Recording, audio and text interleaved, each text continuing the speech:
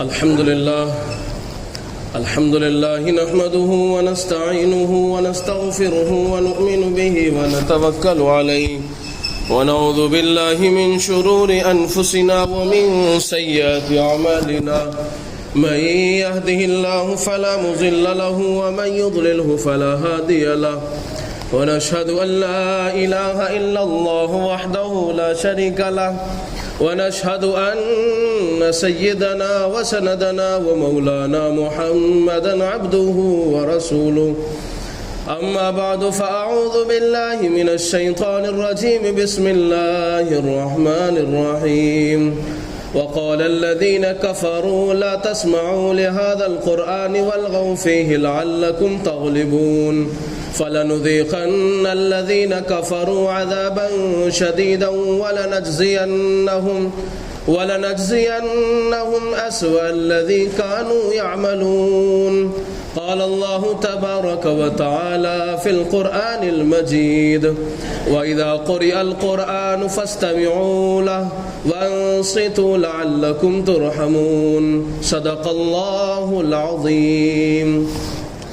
برادران اسلام، مسلسل کئی جمعوں سے آپ کے سامنے سیرت مصطفیٰ صلی اللہ تعالی علیہ وسلم کے عنوان سے مسلسل گفتگو چل رہی ہے، لیکن آج اس جمعے کو جملہ معترضہ کے طور کے اوپر آج ٹاپک سے تھوڑا سا ہٹتے ہوئے قرآن مجید کی عظمت اور اس کے ادب و احترام اور جس ماحول میں قرآن مجید اترا ہے، اللہ نے نازل فرمایا ہے، وہ دور کیسا دور تھا اس کے اوپر آج روشنی ڈالنی ہے، اور قرآن مجید کا ادب و احترام، اس کی تلاوت اور اس سے امت مسلمہ کا تعلق کس قدر ہونا چاہیے، انشاءاللہ آج اسی سلسلے میں آپ کے سامنے کچھ گفت و شنید کرنی ہے۔ قرآن مجید جس ماحول میں نازل ہو رہا ہے اور جس دور میں نازل ہو رہا ہے، جس ماحول میں نازل ہو رہا ہے اور جس دور میں نازل ہو رہا ہے، وہ دور کیسا دور ہے، اس کا اندازہ آپ اس سے لگا سکتے ہیں کہ جس ماحول میں حضور اکرم صلی اللہ علیہ وسلم کی بعثت ہوئی ہے، آپ کو نبوت عطا ہوئی ہے، آپ جس ماحول کے اندر رہ رہے تھے، جس ماحول کے اندر آپ نے پرورش پائی ہے، اس ماحول کا اندازہ آپ اس بات سے لگا سکتے ہیں کہ وہاں پر بچیوں کو زندہ درگور کر دیا جاتا تھا۔ ایسا ماحول تھا ان کے درمیان میں، اور ایسا دور تھا کہ وہ لوگ نسل انسانی کی کس قدر بے حرمتی کر رہے تھے، کہ وہ نسل انسانی کے ساتھ میں کس طرح کھلواڑ کر رہے تھے، اتنا آگے بڑھ چکے تھے کہ ان کے یہاں نسل انسانی کی کوئی قدر و قیمت اور منزلت اور اس کا مقام و مرتبہ نہیں ہوتا تھا۔ یہ وہ دور تھا حضور اکرم صلی اللہ علیہ وسلم کے اوپر جس دور میں نازل ہوا قرآن مجید۔ یہ ایسا بھیانک دور تھا جس کے اوپر کوئی حکومت کرنے کے لیے تیار نہیں تھا۔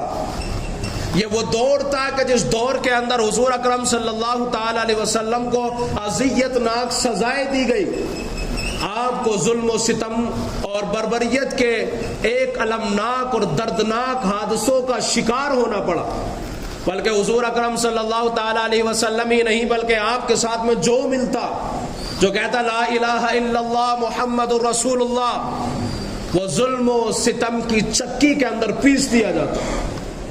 وہ حال تھا کہ جنہوں نے کہہ دیا کہ رب میرا ہے، پالنے والا ایک ہے اور اس کے سوا کوئی معبود نہیں، وہ اس بات کی گواہی دیتا اشہد ان لا الہ الا اللہ، تو اس کو ظلم و ستم کا نشانہ بنا دیا جاتا۔ یہ وہ دور تھا کہ جس دور کے اندر قرآن مجید نازل ہو رہا ہے، اور حضور اکرم صلی اللہ علیہ وسلم جب قرآن مجید کو پڑھا کرتے، چونکہ قرآن مجید ایک بہت بڑا معجزہ ہے جو حضور اکرم صلی اللہ علیہ وسلم پر نازل ہوا۔ اللہ نے آپ کو بہت سارے معجزات دیے، دیگر پیغمبروں کو اللہ نے معجزات دیے، دیگر پیغمبروں کو اللہ تعالیٰ نے ان کے وقتوں میں معجزات ان کو عطا کیے، لیکن وہ معجزات انہی کے دور تک خاص رہے، تب تک وہ حیات رہے، ان کے معجزات ان کے ساتھ رہے۔ لیکن جب وہ چلے گئے، ان کے معجزات نے کام کرنا چھوڑ دیا، لیکن حضور اکرم صلی اللہ تعالیٰ علیہ وسلم کے اوپر اترنے والا یہ قرآن مجید مقدس کتاب، قرآن مجید اللہ تعالیٰ نے یہ رہتی دنیا تک کے لیے ہدایت نامہ جو اللہ تعالیٰ نے آپ کے اوپر نازل فرمایا ہے، اور اللہ تعالیٰ نے یہ اپنا آخری نصیحت نامہ حضور اکرم صلی اللہ تعالیٰ علیہ وسلم کے اوپر جو نازل فرمایا، یہ وہ نصیحت نامہ اللہ تبارک و تعالیٰ کا تھا جو حضور کے اوپر بہت سارے معجزات اللہ نے آپ کو عطا کیے، ان میں سے سب سے بڑا معجزہ قرآن مجید ہے۔ حضور اکرم صلی اللہ علیہ وسلم کے جانے کے بعد بھی یہ قرآن کریم ایسا ہی اثر رکھتا ہے، اور قرآن مجید قیامت کی صبح تک یہی حکم رکھتا رہے گا، احکامات بھی نہیں بدلے جائیں گے اور اس کے طور طریقے بھی نہیں بدلے جائیں گے، بلکہ قرآن مجید کا جو معجزہ تھا وہ معجزہ قیامت کی صبح تک باقی رہے گا۔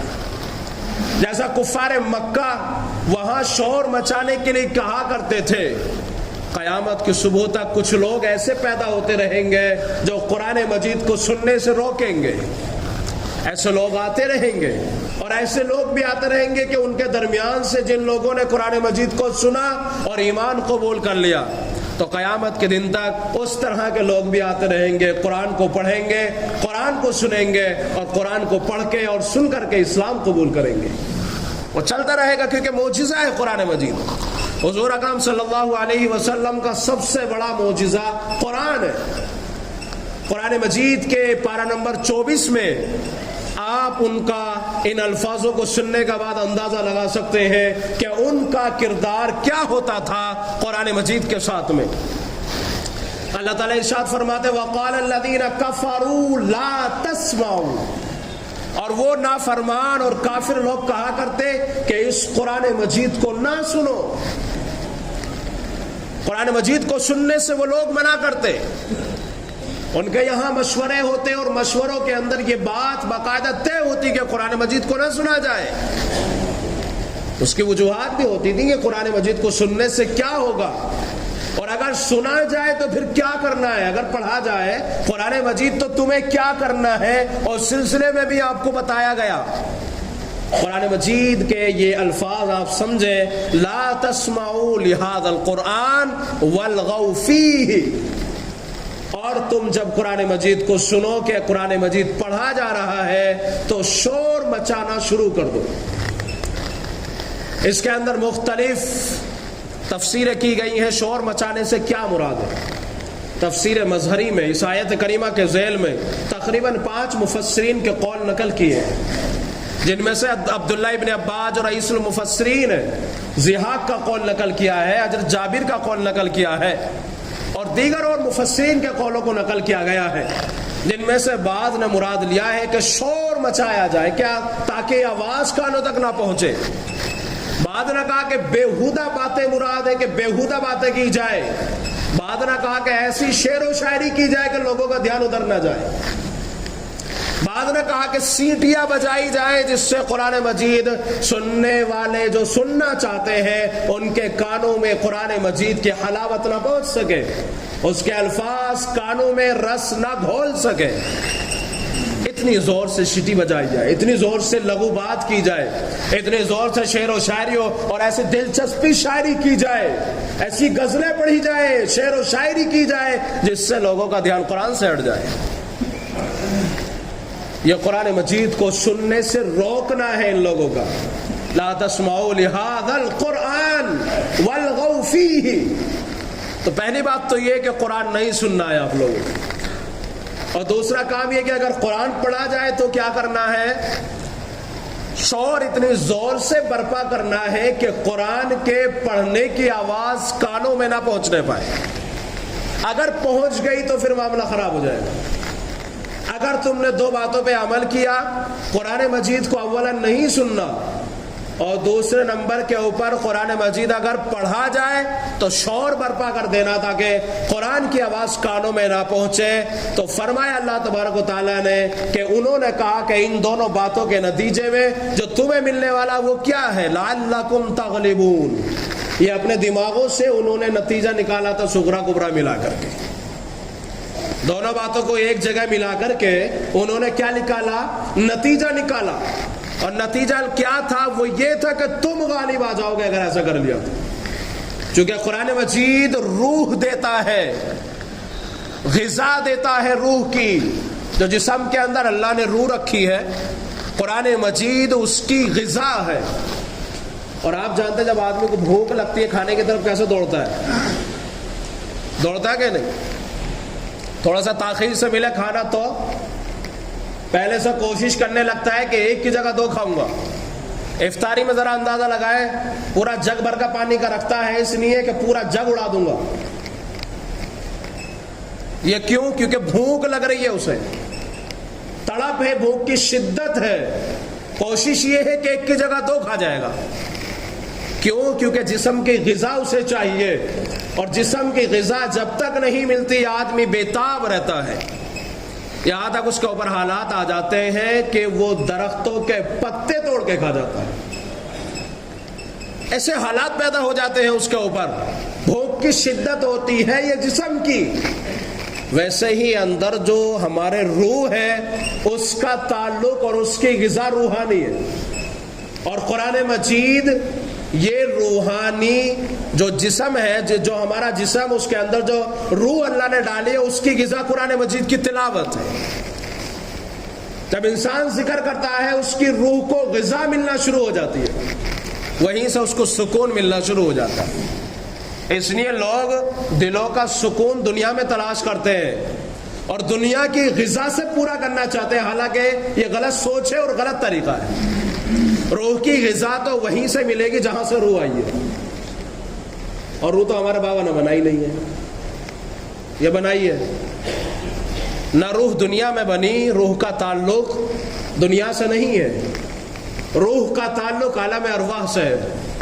روح کا تعلق اللہ تبارک و تعالی نے دنیا میں اس کو نہیں بنایا بلکہ اپنے پاس بنایا. دنیا کو وجود دینے سے پہلے روحوں کو پیدا فرما دیا اللہ نے.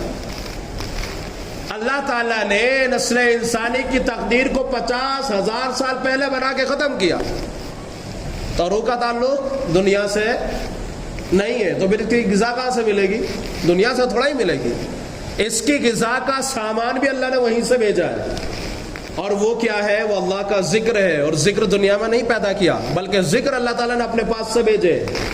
اس لیے تو پیغمبروں کو اللہ نے مبعوث فرمایا اور پیغمبر آتے گئے دنیا میں اور ہدایت نامے لیتے آئے اور صحیفے آئے اللہ تعالیٰ کی طرف سے ان لوگوں کے لیے کہ جاؤ یہ ان لوگوں کی خوراکیں ہیں، غذائیں ہیں.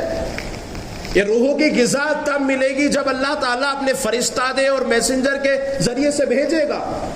اور اللہ تعالیٰ نے صحیفے بھیجے اور پیغمبروں کو مبعوث فرمایا ہے کہ یہ روح کی غذا کون لے کے آیا؟ اللہ نے بھیجی ہے فرشتوں کے ذریعے. اور فرشتوں نے پھر کہاں پہنچائی ہے؟ پیغمبر ہوتا ہے. پہنچانے والے کون تھے؟ جبرائیل علیہ السلام تھے. اس کے بعد میں اللہ تبارک و تعالی نے، آپ بتائیں کوئی بندہ ایسا پیدا فرمایا جس کو اس کو نبی نہیں بنایا ہو، اور اللہ تبارک و تعالی نے کہہ دیا کہ میں نے اس کو صحیفہ دیا لیکن نبی نہیں بنایا. ایسا دیکھا آپ نے؟ نبی بنایا، اس کے بعد اپنا پیغام بھیجا. نبوت ملنے سے پہلے پیغام نہیں بھیجا. اور اگر کوئی یہ دعویٰ کر دے میں نبی تو نہیں ہوں لیکن اللہ تعالیٰ نے صحیفے میرے پاس میں بھیجے، آپ یقین کریں گے؟ نبوت پہلا ملتی ہے، صحیفہ بعد میں ملتا ہے. نبوت پہلا عطا ہوتی ہے، کام بعد میں دیا جاتا ہے. حضور اکرم صلی اللہ علیہ وسلم کے 40 سالہ دور میں آپ نے دیکھا کہ آپ نے کبھی صفا کی پہاڑی پہ کھڑے ہو کے اعلان کیا ہو کہ میں اللہ کا رسول ہوں؟ کبھی سنا؟ نبوت ملنے کے بعد اعلان کیا نا، میں کون ہوں؟ اللہ کا رسول ہوں. تو غذا کہاں سے ملے گی؟ وہیں سے جہاں سے روح آئی ہے. اور قرآن مجید یہ روح کی غذا ہے اور قیامت کی صبح تک غذا رہے گی. اس لیے جب قرآن مجید پڑھا جاتا ہے، قرآن مجید کو جب پڑھا جاتا ہے اور وہاں پر جو افراد کھڑے ہوئے ہوتے ہیں اور آواز بھی ذرا سریلی سی ہوتی ہے، یقیناً دل کے اندر ضرور اثر کرتی ہے اور جی یہ چاہتا ہے کہ قرآن مجید کو سنتا رہو. قاری عبدالباسط صاحب مصری بڑے مشہور قاری گزرے. پیر صاحب ایک دن واقعہ بیان کر رہے تھے. پیر ذوالفقار نقشبندی مجددی ہمارے سلسلہ عالیہ نقشبندیہ کے بہت بڑے بزرگ ہیں، قریب ملک کے ہیں. بیان کر رہے تھے ایک روز کہنے لگے قاری عبدالباسط صاحب جب قرآن مجید کی تلاوت کرتے تھے تو غیر لوگ بھی بیٹھ کر کے وہاں قرآن مجید کو سن کے رویا کرتے تھے، حالانکہ ان لوگوں کو قرآن سمجھ میں نہیں آتا تھا۔ میں نے بتایا قرآن کیا ہے؟ روح کی غذا ہے، اور روح کی غذا جب ملتی ہے تو جیسے انسان کھانے کی طرف دوڑتا ہے، ویسے روح کو جب غذا ملتی ہے تو وہ وجد میں آ جاتی ہے۔ کبھی کبھی آپ نے دیکھا ہوگا جب قرآن مجید تلاوت کیا جاتا ہے تو کبھی کبھی پھریری سی آ جاتی ہے، یا کبھی کبھی آدمی ذکر زیادہ کرتا ہے تو اس زیادہ ذکر کا، کثرت ذکر کی وجہ سے آدمی کے جسم کا جو رواں ہے وہ کھڑا ہو جاتا ہے۔ لیکن یہ سب کو کیفیت نہیں آتی، یہ بھی یاد رکھیں۔ یا پھر یہ ہے کہ بیت اللہ کے اندر جائیں اور وہاں کھڑے ہو کر کے خداوند قدوس کی بارگاہ میں اپنے ہاتھوں کو اٹھا کر کے جب بندہ دعا کرتا ہے تو کچھ الفاظ ایسے نکلتے ہیں اور وہ رونا ایسی شدت سے شروع کرتا ہے کہ اس کا پورا جسم ایک دم وجد میں آ جاتا ہے اور اس کے جسم کا رواں کھڑا ہو کر کے بےتاب ہو جاتا ہے۔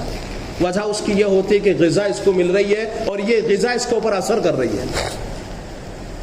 تو پہلا مشغلہ ان کا کیا تھا کہ قرآن کو نہ سنا کریں۔ اگر آپ سنیں گے تو جو روح کی غذا وہ مل جائیں گے، اور جب روح کی غذا ملے گی تو کیا ہوگا؟ قرآن کو آپ کو سننے کے بعد میں ایمان قبول کرنا ہی پڑے گا۔ حدیث پاک میں بھی آتا ہے یہ تو، اور آپ کو دنیا کے احوال سے بھی ملے گا۔ جو دیگر ممالک کے اندر مذہب اسلام کو قبول کرتے ہیں وہ ہمیں دیکھ کے نہیں کرتے، یہ یاد رکھیں۔ ہمیں دیکھ کے تو ہمارا پڑوسی بھی مسلمان ہونے کو تیار نہیں ہے، اور پڑوسی تو بہت دور کی بات ہے، مسلمان کہنا اپنی زبان میں گوارا نہیں کر رہا۔ وہ صرف اگر پڑھ لیتا ہے قرآن کو یا شریعت اسلامیہ کو اور حضور اکرم صلی اللہ تعالیٰ علیہ وسلم کے طریقے کو، پھر وہ سوچتا ہے کہ ہاں اسلام یہ ہے، اور اگر ہمیں پڑھ لے تو وہ دور بھاگ جائے گا، چونکہ کرتوت ہی ایسے ہمارے لگتا ہی نہیں مسلمان سے ہے بھی کہ نہیں ہے۔ یہ حال کس کا؟ قرآن مجید کا، ان لوگوں کا نقشہ کھینچ رہا ہے قرآن، اور کہہ رہا ہے لا تسمعوا لہذا القرآن، اس قرآن کو نہ سنا جائے۔ اور اگر بات سننے کی آ جائے تو کیا کرنا ہے؟ شور مچا دینا ہے، چونکہ اثر پورا دکھائے گا اپنا۔ آدمی زہر کھائے نہ مرے، ایسے کیسے ہو سکتا ہے؟ قرآن مجید پڑھا جائے اثر نہ کرے تو کیسے ہو سکتا ہے؟ ایسا تو ہو ہی نہیں سکتا کہ قرآن پڑھا جائے اور کچھ نہ کچھ اثر نہ چھوڑے، ایسا تو ہو ہی نہیں سکتا۔ عطر فروش کی دکان میں جائے اور عطر نہ لگایا جائے پھر بھی خوشبو نہ آئے، ایسا نہیں ہو سکتا، پھر ناک کا علاج کرانا پڑے گا۔ عطر نہیں لگایا اس نے آپ کے، پھر بھی خوشبو آ رہی ہے آپ کو، اور اگر آپ کے خوشبو نہیں آ رہی تو ناک کا علاج کرانا پڑے گا، یعنی نزلہ ہو رہا ہے اسے۔ آپ کسی بھٹی کے برابر میں بیٹھے، دھواں نکل رہا ہو، دھواں آپ تک نہ پہنچا جائے پھر بھی پہنچتا ہے، کیونکہ اثر ضرور آتا ہے۔ قرآن پڑھا جائے اس کا اثر نہ ہو، ایسا ہو ہی نہیں سکتا۔ اس لیے انہوں نے کہا نہ قرآن سننا ہے اور نہ اگر آواز پہنچ رہی ہے تو شور مچا دینا ہے، لعلکم تغلبون، تاکہ تم کیا ہو جاؤ؟ غالب آ جاؤ۔ یہ ان کا مشن تھا۔ اب دیکھو قرآن نے فوراً کیا جواب دیا ہے۔ پارہ نمبر 9 پڑھتے ہیں۔ اللہ تعالیٰ فرماتا ہے وَإِذَا قُرِئَ الْقُرْآنُ، وہاں کہا تھا جب قرآن پڑھا جائے تو نہ سنو، قرآن کہتا ہے وَإِذَا قُرِئَ الْقُرْآنُ، جب قرآن مجید کو پڑھا جائے، قُرِئَ الْقُرْآنُ فَاسْتَمِعُوا، اس کو کان لگا کے سنو۔ سمع یسمعو سے جب آتا ہے اس کے معنی آتے ہیں کان لگا کر کے دھیان کے ساتھ میں، توجہ کے ساتھ میں قرآن مجید کو سننا یا کسی کی بات کو سننا۔ فاستمعوا لہ، قرآن مجید کو کان لگا کر کے پورا دھیان سے سنو رب کیا کہتا ہے۔ اگر یہ کیفیت پیدا ہو جائے نا تو چند دنوں میں آپ دیکھیں گے دلوں کے یقینی بدل جائیں گے۔ قرآن جو اللہ تعالیٰ نے نازل فرمایا ہے وہ ایسے نہیں کہ سرسری طور پہ سنا جائے۔ قرآن پڑھا جا رہا ہے، آپ کھڑے ہوئے مسجد میں ہیں، لیکن حساب کتاب کہیں اور کا چل رہا ہے۔ تھوڑا بہت آ سکتا، چونکہ ہم لوگ تو اس دور میں نہیں گزر رہے نا، اور فتنوں کے دور میں گزر رہے ہیں، اور ایسے وہ ایمان والے بھی نہیں رہے، لیکن سارے کا سارا حساب کتاب کرتے ہیں، یہ تو بات صحیح نہیں ہے۔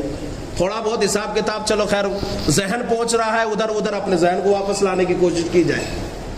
اور اگر قرآن مجید کو تھوڑا توجہ سے اور دھیان سے اور دل لگی کے ساتھ میں اس کو دیکھا جائے تو ذہن تھوڑا کم پہنچتا ہے ادھر، اس لیے کہ قرآن میں جو اللہ تعالیٰ کہہ رہا ہے اس میں دھیان لگانا پڑتا ہے۔ الحمدللہ رب العالمین، زبان سے پڑھنے کے ساتھ ساتھ میں کیا کہہ رہا ہے اللہ وہ بھی ذرا دھیان کرنا پڑتا ہے۔ اگر اس طرح کرتے ہیں تو پھر معلوم ہوگا کہ ہم سورہ فاتحہ میں بہت کچھ کہہ چکے ہیں لیکن پتہ کچھ بھی نہیں ہے۔ میرے خیال سے بات سمجھ میں آ رہی ہوگی آپ کو. تو قرآن نے فوراً کیا جواب دیا؟ اللہ تعالیٰ نے کیا جواب دیا؟ وہاں کہا جا رہا لا تسمعوا لہذا القرآن، قرآن مت سنو. اللہ فرماتے ہیں فاستمعوا لہ، اس کو دھیان سے سنو. وہاں آگے کیا کہا؟ وہاں کہا ہے کہ شور برپا کر دو. اللہ تعالیٰ فرماتے ہیں وَأَنصِتُوا، خاموش ہو جاؤ. نقشہ دیکھیے قرآن کیا، قرآن کا بعض حصہ بعض حصے کی تفسیر کرتا ہے. قرآن کا بعض حصہ بعض حصے کی تفسیر کرتا ہے. وہاں کہا کہ قرآن کو نہ سنو، قرآن کہتا ہے فاستمعوا لہ، سنو. وَالْغَوْا فِيهِ، شور برپا کرتا. قرآن کہتا ہے وَأَنصِتُوا لَعَلَّكُمْ تُرْحَمُونَ، قرآن کو کیا سنو؟ خاموشی کے ساتھ، توجہ کے ساتھ. وہاں کہا لعلکم تغلبون، تاکہ تم غالب آ جاؤ. قرآن فرماتا لعلکم ترحمون، تاکہ تم پر رحم کیا جائے. یہ دیکھو بالکل نپے تلے الفاظ ہے کہ نہیں ہے. قرآن کو جو سمجھے گا نا اسی کو مزہ آئے گا قرآن میں، اور جو نہیں سمجھے گا اسے تو پتہ ہی نہیں چلے گا قرآن ہے کیا. اس نے دیکھو نپے تلے لفظ ہے کہ نہیں، ہو بہو جواب دیا ہے قرآن مجید نے یا نہیں. جو لفظ انہوں نے کہے ہیں اس کے بالمقابل قرآن کریم تینوں لفظوں کو لے کے آیا ہے.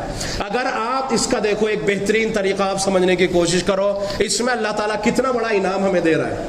نمبر ایک، قرآن مجید کو جب تلاوت کیا جائے، قرآن مجید کو جب پڑھا جائے، آپ دھیان سے سننے کی کوشش کرو. قرآن مجید کی تفسیر ہو جب بھی، قرآن مجید کی تلاوت ہو جب بھی، قرآن مجید کے مضمونات کو بیان کیا جائے جب بھی، آپ کس سے سنو؟ دل لگا کر کے، کان لگا کر کے، توجہ سے سنو. اس کے بعد میں سکون اختیار کرو، خاموشی اختیار کرو، شور برپا نہ کرو. جب آپ دھیان سے سنیں گے، شور برپا نہیں کریں گے، پھر اللہ آپ کو انعام دیں گے. اور وہ کیا ہے؟ لعلکم ترحمون. قرآن کا یہ اسلوب رہا ہے کہ جہاں قرآن مجید کی تلاوت کی جاتی ہے اور وہاں کے لوگ سکون سے سنتے ہیں، دھیان لگا کر کے سنتے ہیں، اللہ کی رحمت چاروں طرف سے ڈھانپ لیتی ہے. اس لیے اہل قرآن کو اللہ کا خاص قربہ قرار دیا ہے کہ قرآن والے، اہل قرآن والے، اللہ تعالیٰ کا حدیث پاک میں آتا ہے کہ اہل قرآن والے اللہ کا خاص قربہ ہے، یعنی حفاظ. جو حافظ قرآن ہوتے ہیں اللہ کا خاص قربہ قرار دیا گیا ہے کہ اللہ کے خاص قربہ ہے، خاندان والے ہیں. اس بات کو بتانے کے لیے کہ قرآن مجید کی تلاوت سب سے زیادہ یہ لوگ کرتے ہیں. اب جو لوگ زیادہ تلاوت کریں گے اللہ کے خاص بندوں میں شامل ہو جائیں گے. اللہ تعالیٰ مجھے آپ کو ان تمام باتوں پہ عمل کی توفیق عطا فرمائے. وآخر دعوانا الحمدللہ.